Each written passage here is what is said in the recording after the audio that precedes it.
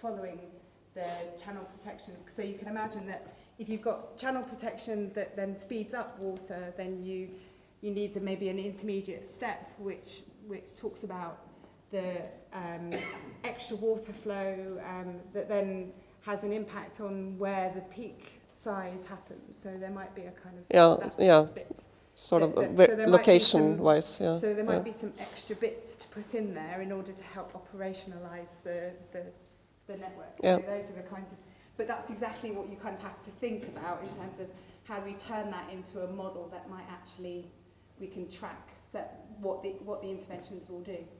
Because I was thinking that it might be easier to just have one measure and do everything per measure, for instance, then it would maybe be easier to see that measure, but because if you put everything together, it's going to be difficult. Well, what you can do is turn each of the measures on and off.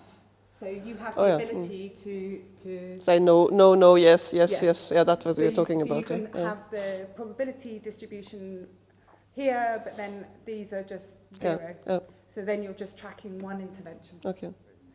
Well, our case was soil compaction.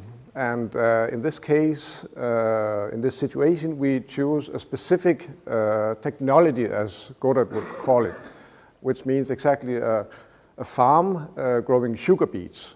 That's because we have severe compaction problems in the harvest situation for sugar beets in Denmark. So that's the physical boundary.